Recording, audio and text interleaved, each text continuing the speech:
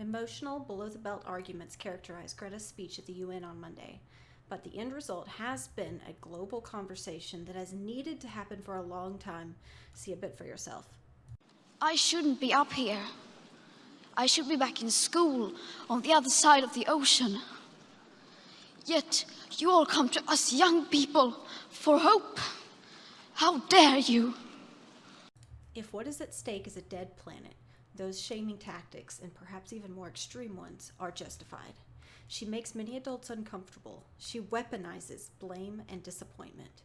But perhaps that's what is needed. Needed not because all that the new and radicalized climate change movement says is all necessarily correct, but because it gets people talking about a topic that needs to be talked about. Greta has the advantage of being a kid and therefore is essentially considered to be innocent of responsibility. They also rely on my generation sucking hundreds of billions of tons of your CO2 out of the air with technologies that barely exist. Cleaning up what you've done, cleaning up your mess. This blame game sows dissent. She seems ignorant of the fact that she has benefited from the generations before her doing just what they have done.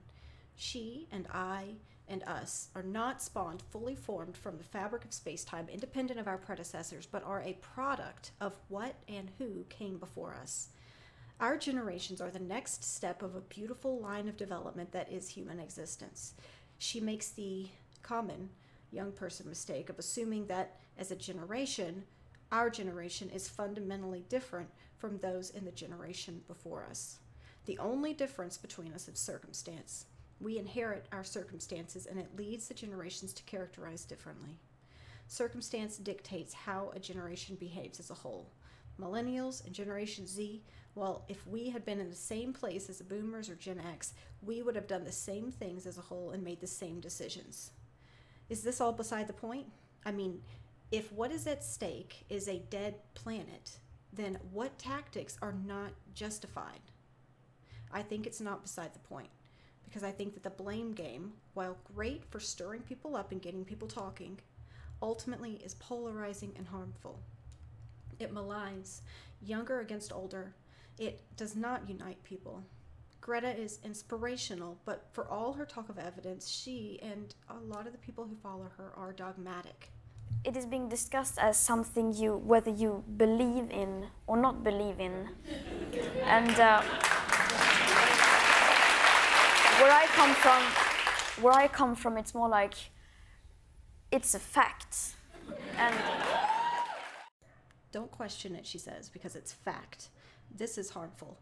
Also, another video from the conference. For more than 30 years, the science has been crystal clear. How dare you continue to look away? So to be clear, climate change is a problem. It is happening, but the evidence is not always crystal clear, though people often say that it is. Even experts will say it wrong. As a climate emergency, you can see quite clearly. And they've got ice cores that go back, hundreds of thousands of years. We can look at air bubbles and see how much carbon dioxide was in the atmosphere. From that, we can infer how warm it was. We've never warmed as quickly, and the Earth has never risen as quickly in temperatures, although it's been warmer before, and we've never seen carbon dioxide rise. So the Earth has been warmer before? In 3 billion years ago. You see, that's what the people who are sceptical about the apocalyptic stuff say, well, look, the planet has gone through a lot of searing climatic changes. Is that true? The temperature was higher 3 billion years ago, but the rise in temperature was over tens of thousands of years. This is now this so it's the rate of change now is what's so concerning, All right, so-called expert here, but she's wrong on several things. First case, she's wrong about how the temperature data is derived. She says it's derived from the amount of CO2, but if that were the case, then that would render any correlation between CO2 and temperature unusable. You can't use CO2 to infer temperature and then try to use the fact that CO2 is correlated with temperature as any kind of evidence. But in fact, temperature data from ice cores is inferred from isotopic composition of water from those ice cores. She is right, however, that the rate of change in temperature-wise is higher than anything we've ever seen, and that is serious means for concern. She's also wrong that this is the highest temperature the Earth has seen in billions of years. As you can see from the Vostok ice core data here, it's this wrong information, and it seems to generate results, but it undermines our efforts to address a very real problem that is climate change. By projecting and emphasizing worst case projections in a science that is so difficult to predict, we generate greater resistance for ourselves when these projections fail to happen, which they have failed many, many times. You got that? 75% chance. Complete environmental chaos. That's what former Vice President Al Gore predicted back in his movie in 2006. It didn't happen. Overall, Greta has made some great changes because she has sparked a debate which was needed.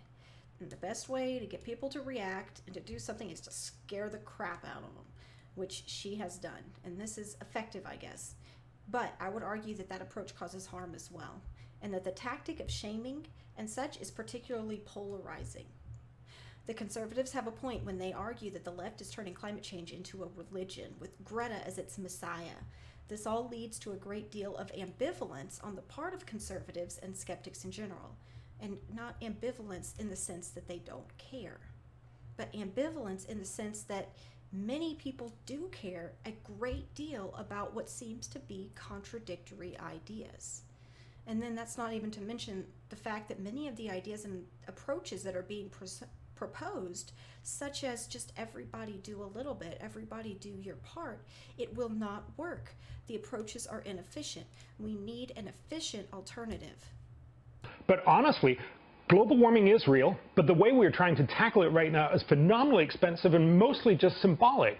You know, the Paris Agreement that everybody's talking about right now, everyone knows, and the UNFCCC, the guys who organized Paris, says it themselves, it would have solved less than 1% of what it promises. Right. But the cost would have been $1 to $2 trillion every year for the rest of the century. To pay $100 trillion for almost no good 100 years from now is a bad deal. Because in conclusion, the recent discussions about climate change was needed. Part of what drives this movement, however, is dogma and end-of-times doomsday predictions. These are likely to undermine the movement in the future because of its polarizing nature and the fact that these predictions are the most extreme predictions that there are. The current proposals for fighting global warming are inefficient, and these highly emotional arguments galvanize some against climate change activism. But perhaps something good can still come from the discussion that has developed. If you enjoy my content, please like, share, and subscribe.